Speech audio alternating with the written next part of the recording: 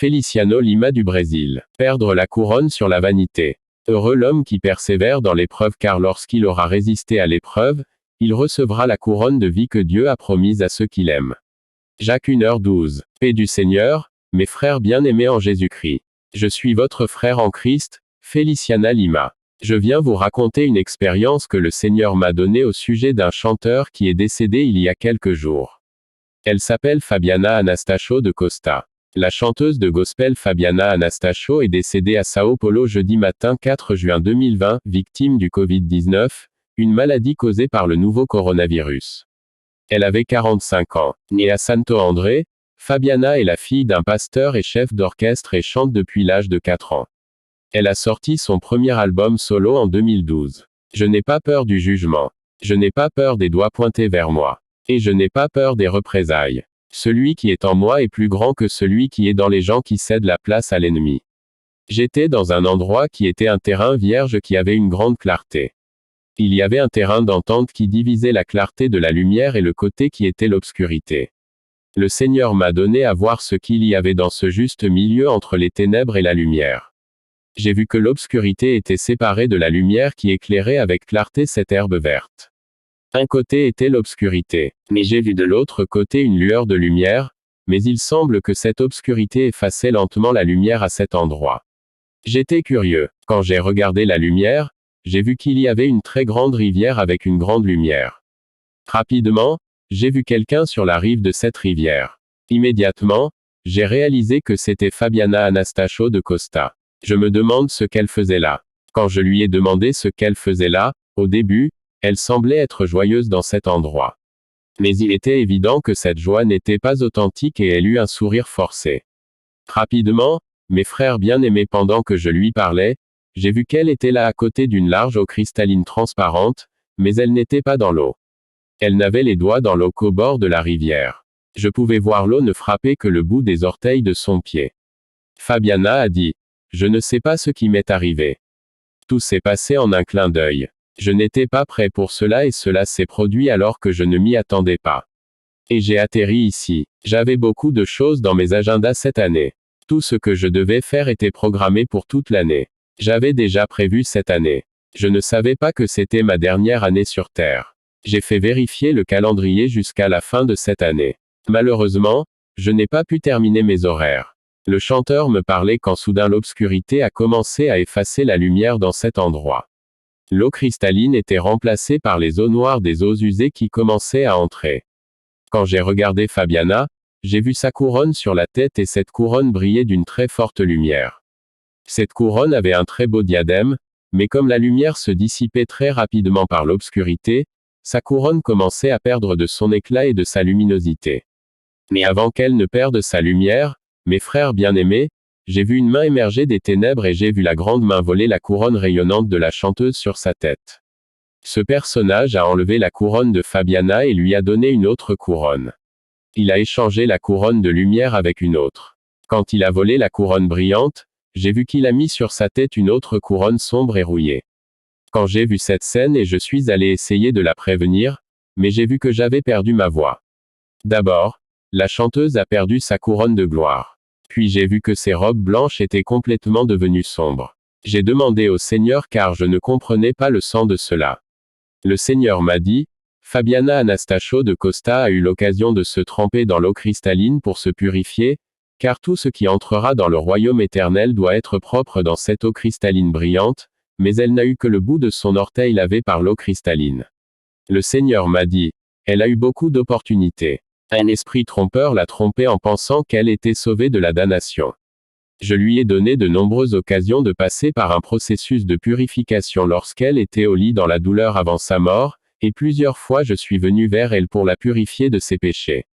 Et mes frères bien-aimés, j'ai entendu cette voix du Seigneur qui me parlait dans les airs. C'était une voix douce, polie et douce. Alors que le Seigneur me disait ces choses, j'ai dit: Seigneur, pourquoi ne t'a-t-elle pas permis de la nettoyer à travers l'eau cristalline? Le Seigneur me dit distinctement dans les airs: ma servante, elle pensait qu'elle me servait. Elle pensait qu'elle était sauvée. Je vous dis qu'elle n'a pas été sauvée. Et le Seigneur parla dans les airs d'une voix formidable. J'ai demandé au Seigneur: Qu'en est-il de cette couronne que j'ai vue briller sur sa tête si elle n'était pas sauvée? Le Seigneur m'a dit, cette couronne que tu as vue sur sa tête est la couronne de salut que j'ai mise à la disposition de chacun de mes enfants qui obéit à ma parole et qui marche dans la sainteté avec mon esprit. Et le Seigneur a dit, la main noire et velue avec de gros ongles que tu as vu enlever la couronne du salut de sa tête et en mettre une rouillée était celle de Satan, qui est venu dans sa vie pour lui voler sa couronne de salut. Le Seigneur m'a dit, Satan vient voler la couronne de salut de beaucoup de mes enfants.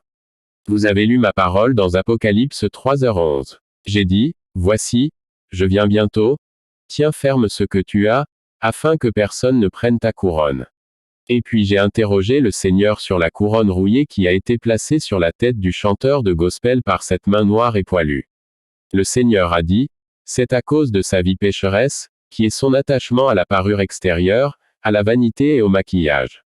À cause de son incapacité à se séparer de la parure extérieure, de la vanité et du maquillage, sa couronne de vie s'est rouillée, et comme elle n'a pas réussi à se nettoyer et à se purifier de la vanité, sa couronne de vie a perdu son éclat. La Bible dit qu'un concurrent ne reçoit pas la couronne à moins qu'il concourt selon les règles. 2 Timothée 2/5. Me suis-je dit à ce moment-là. Ainsi, plus nous marchons dans la sainteté avec Dieu en obéissant à la parole du Seigneur, plus notre couronne brille chaque jour de plus en plus. Frères, lorsque nous nous abandonnons, lorsque nous nous séparons du monde pour nous éloigner de la vie pécheresse et vivre dans la sainteté, notre couronne brille d'un grand éclat dans le monde des esprits. Et lorsque la lumière, l'éclat et l'éclat de notre couronne deviennent plus forts, cette lumière attire l'attention de notre ennemi qui se lèvera et tentera de nous corrompre et de nous contaminer avec les choses de ce monde qui passe. De nombreux serviteurs de Dieu ont des couronnes rouillées parce qu'ils n'ont pas réussi à se purifier et à se séparer de la contamination du monde. Je me suis dit que beaucoup de serviteurs de Dieu ont déjà perdu la couronne du salut. Beaucoup de gens de Dieu vivant dans le plaisir ont leur couronne de salut qui perdent l'éclat et la luminosité et beaucoup ont des couronnes rouillées à cause du péché, de la vanité et de la cupidité. Frères bien-aimés, c'est ce que le Seigneur m'a dit. La Bible dit dans 1 Corinthiens 9h25, tous ceux qui participent au jeu s'entraînent avec une discipline plus stricte. Ils le font pour une couronne qui est périssable, mais nous le faisons pour une couronne qui est impérissable. Et je me suis dit, mes frères, nous devons prendre soin de la couronne du salut. Nous ne devons pas laisser l'ennemi voler notre couronne et nous ne devons pas laisser notre couronne se rouiller. Le Seigneur m'a dit, la couronne du salut du chrétien représente le salut et la rédemption du chrétien. Nous devons donc veiller à ce que Satan ne vole pas notre couronne, qui est notre salut. Le Seigneur a dit, je viens bientôt. Accroche-toi à ce que tu as, afin que personne ne prenne ta couronne. Et le Seigneur m'a donné une compréhension de cette parole que ce n'est pas seulement Satan qui veut voler les couronnes du serviteur de Dieu, mais aussi les faux serviteurs qui trompent les frères.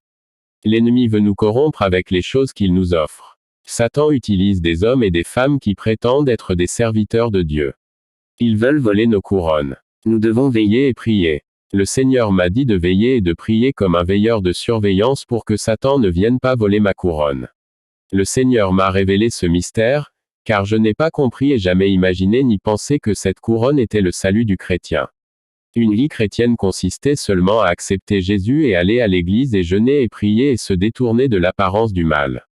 Nous devons assurer notre salut. Le Seigneur m'a parlé des chanteurs d'évangile renouvelés du monde de l'évangile. Il m'a révélé que les chanteurs étaient attachés à la parure, au maquillage et à la vanité extérieure et mondain. S'ils ne regrettent pas le péché de la parure et de la vanité mondaine, il n'y a aucun moyen qu'ils entrent dans le royaume de son Père. De même, un compétiteur ne reçoit la couronne que s'il concourt selon les règles. 2 Timothée 2/5. Vous qui êtes attachés à la parure du monde, veillez à ne pas perdre votre couronne de salut car Satan vole les couronnes de nombreux serviteurs de Dieu et en met une autre rouillée sur eux. Pourtant, ils pensent qu'ils sont sauvés.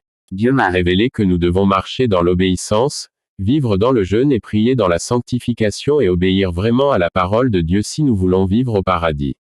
Le Seigneur sauve ceux qui obéissent et marchent avec sincérité en sa présence et en la paix du Seigneur Jésus.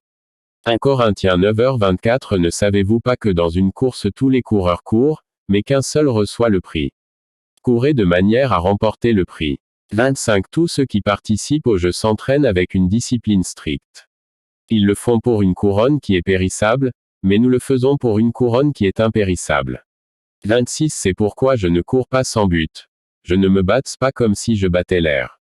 27 Non, je discipline mon corps et j'en fais mon esclave, afin qu'après avoir prêché aux autres, je ne sois pas moi-même disqualifié.